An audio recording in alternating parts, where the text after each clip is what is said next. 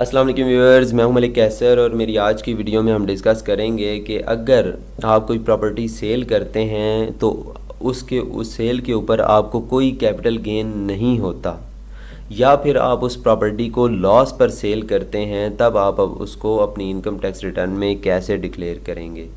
ठीक है, तो सबसे पहले आपने IRS पर आ जाना है। IRS पर आने के लिए आप iris.fbr.gov.pk यहाँ गूगल पर लिखेंगे और इसको सर्च करेंगे तो आपके पास IRS की वेबसाइट आ जाएगी। अगर आपको लिंक नहीं मिलता तो आप लिंक डिस्क्रिप्शन में आपको मिल जाएगा। ठीक है, IRS पर आने के बाद आप यहाँ पर अपना CNIC और यहाँ पर अपना पासवर्ड एंटर करके लॉगिन करेंगे। लॉगिन करने के बाद आपने डिक्लेरेशन पर क्लिक करना है और नॉर्मल रिटर्न पर आपने क्लिक करना है। फिर आप पीरियड पर क्लिक करेंगे और पीरियड 2022 आप यहाँ से सर्च करेंगे। सर्च करके इस पीरियड को आप सिलेक्ट कर लेंगे। पीरियड सिलेक्ट करने के बाद इस तरह का फॉर्म आपके पास ओपन हो जाएगा। ये इनकम टैक्स रिटर्न का फॉर्म है। आपने क्या करना है, यहाँ पर वेल्थ स्टेटमेंट पर आना है और यहाँ पर्सनल एसेट्स एंड लायबिलिटीज़ पर आ जाना है। ठीक है, यहाँ पर आपके पास जो एसेट होगा जो आपने सेल किया होगा, सबसे पहले आपने उसको फाइंड करना है। तो ये हमारे पास एक प्लॉट है जिसको हमने बेच दिया है, लेकिन इस प्लॉट से हमें कोई भी कैपिटल गेन नहीं हुआ। ठीक है, हम दो सिनेरियोज़ को यहाँ पे डिस्कस करेंगे। पहले केस में हम देखेंगे कि कोई कैपिटल गेन नहीं हुआ, सेम वैल्यू पे हमने सेल कर दिया।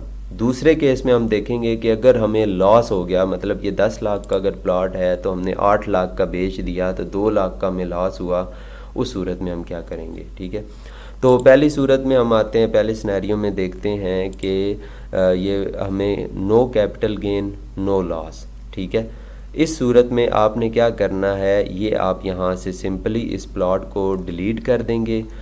ठीक है, मैं यहाँ पर डिलीट नहीं करता क्योंकि हमने दूसरा सिनेरियो भी डिस्कस करना है। मैं वैल्यू सिर्फ ज़ीरो कर रहा हूँ। ठीक है, ज़ीरो कर देता हूँ। ये प्लॉट आप यहाँ से जो है वो डिलीट कर देंगे। डिलीट करने, अब क्योंकि आपने प्लॉट बेचा है तो लाजमी आपके पास पैसे आए हैं, वो पैसे आपके पास लाजमी सेव भी होंगे। ठीक है, सेव होंगे तो आप उसको अपने बैंक अकाउंट में ऐड कर देंगे। यहाँ पर आपने बैंक अकाउंट अगर ऐड किया हुआ है तो ऐड, यहाँ पर आपका बैंक जो है वो इंक्रीज़ हो जाएगा। अगर नहीं किया हुआ तो आप कैश में, अगर आपके पास पैसे हैं तो कैश में इंक्रीज़ कर सकते हैं। अगर बैंक में करना चाहते हैं तो बैंक में इंक्रीज़ हो जाएगा। लेट्स सपोज़ कि हमारा ये UBL का अकाउंट है। ठीक है, यहाँ पर वो 10 लाख रुपए आपके आ जाएंगे। ठीक है, जो आपने प्लॉट जो है वो सेल किया होगा उसके पैसे आपके बैंक अकाउंट में आ जाएंगे। या अगर बैंक अकाउंट में नहीं है तो आपने उसको लाजमी कहीं ना कहीं यूटिलाइज़ किया होगा। तो जहाँ पर यूटिलाइज़ किया होगा आप अपने सिनेरियो के मुताबिक उसको उस हेड में जाकर इंटर कर देंगे। अगर कैश में मौजूद है तो कैश में इंटर कर दें, अगर बैंक में है तो बैंक में इंटर कर दें। ठीक है, ये तो हो गया कि no capital gain no loss का जो है वो ट्रीटमेंट। ठीक है, अभी टैक्स का ट्रीटमेंट हम एंड पर देखेंगे। अब हम आते हैं कि हमें लॉस पर हमने जो है वो प्लॉट को सेल कर दिया। मैं यहाँ पर ये वैल्यू ज़ीरो कर देता हूँ आरजी, और यहाँ पर इसकी वैल्यू जो है वो वापस ऐड कर देता हूँ 10 लाख। ठीक है, अब हम देख रहे हैं कि हमें जो है वो इस प्लॉट में लॉस हो गया। लेट सपोज़ ये प्लॉट हमारा अब 10 लाख का था, लेट सपोज़ हमने इसको 8 लाख में बेच दिया, 2 लाख का हमारा लॉस हो गया। तो हम इसको क्या करेंगे, इसको यहाँ से डिलीट कर देंगे। डिलीट के साथ हम यहाँ पर जो हमारा बैंक अकाउंट इंक्रीज़ होगा, लेट सपोज़ हमारे बैंक में वो 8 लाख मौजूद है तो हम यहाँ पर 8 लाख इंटर कर देंगे। अब क्योंकि हमारे एसेट्स में से 10 लाख डिलीट हो गया और सिर्फ 8 लाख ऐड हुआ, मतलब 2 लाख का हमारा फिर भी अनरिकनसाइल्ड अमाउंट आ जाएगी। ठीक है, तो आपने उस 2 लाख को क्या करना है, 2 लाख को आप रिकन्सिलिएशन में आएंगे।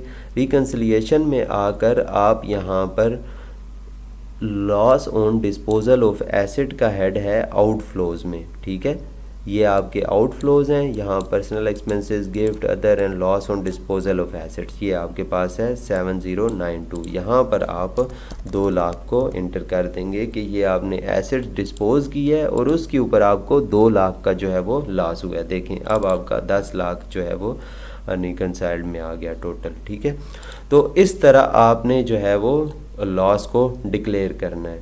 ठीक है।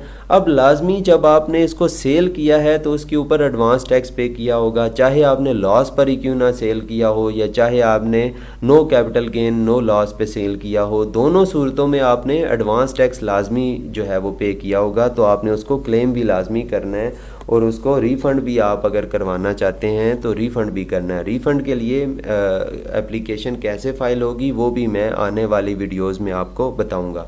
तो आपने चैनल को सब्सक्राइब लाजमी रखना है और नोटिफिकेशन के आइकन को भी आपने प्रेस कर देना है।